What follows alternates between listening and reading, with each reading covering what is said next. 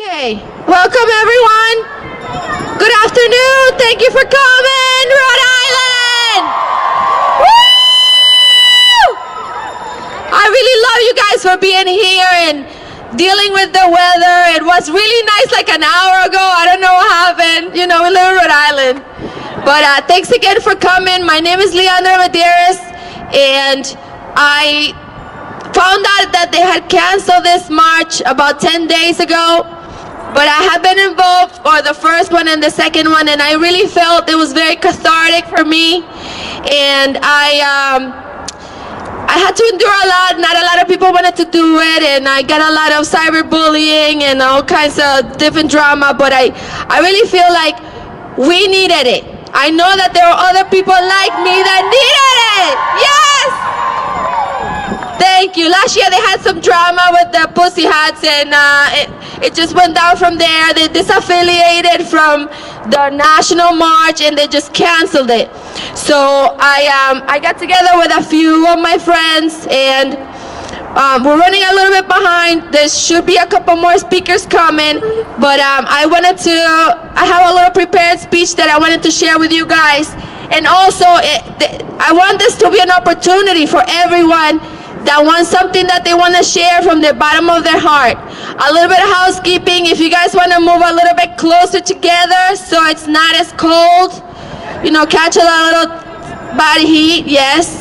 And like I said, if you feel inclined and you feel inspired to share something about if you've been affected by the shutdown, or if you're afraid of what's going to happen, or just why you're here, I would really appreciate it. I'm just going to read what I prepared, and then we'll go from there. Thanks again. Okay,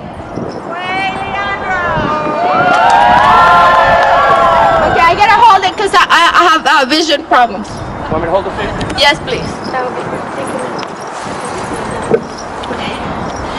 My name is Liana Medeiros.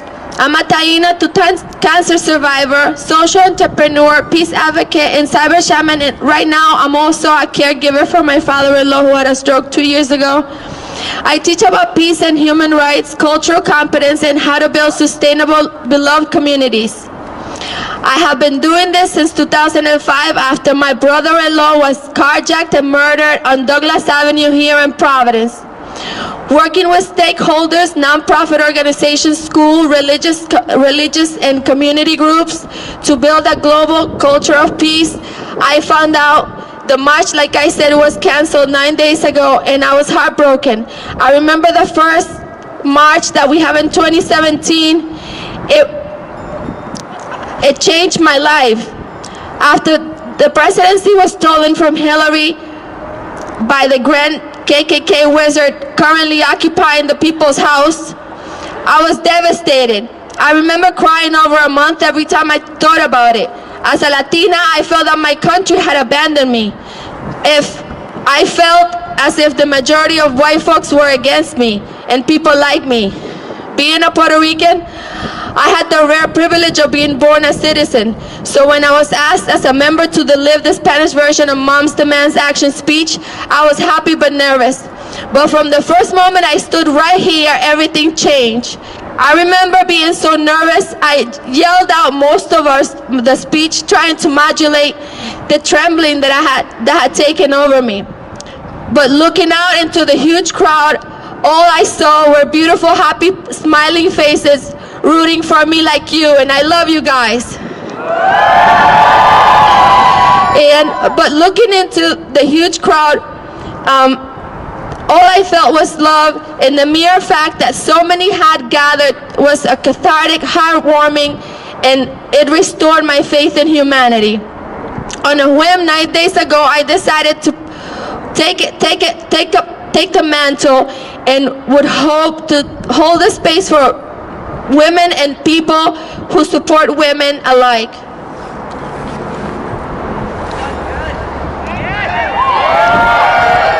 Right here, buddy, right here. Okay. I'm still recuperating from a surgery I had a month ago and was worried that I couldn't put the whole thing together. I never thought I would be subjected to such vitriol, hate, and cyberbullying from women who did not want this to happen.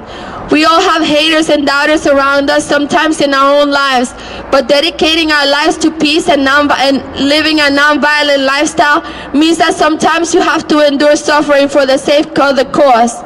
Building community at a time of crisis and helping each other is at the core of the American spirit. After 9/11, we occupied. After Sandy Hook, we said enough. After Parkland, we marched for our lives. This is who we are and how we build the new earth. We cannot let fear win. We cannot let white supremacy, white nationalism, and despotism win. We cannot let evil... We cannot let evil, racism, and hate win. We cannot stand idle and watch our democracy be stolen. We cannot let the Republican Taliban, also known as the GOP, and Twiddler turn us into a dictatorship. We cannot let them divide us. We will not let our hearts and our countries be walled off. We cannot let them win. We will take care of each other. We will look out for one another's kids. We will put an end to gun violence. We will put an end to the opioid crisis. We will bless and heal the waters. We will put our bodies on the line. We will hit the streets and demand justice.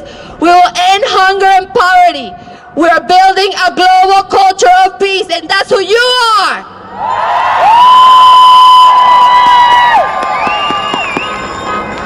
And I'd like to ask Terry Schimmer from Moms Demand Action to share her poem with us. Thank you to my husband, Michael.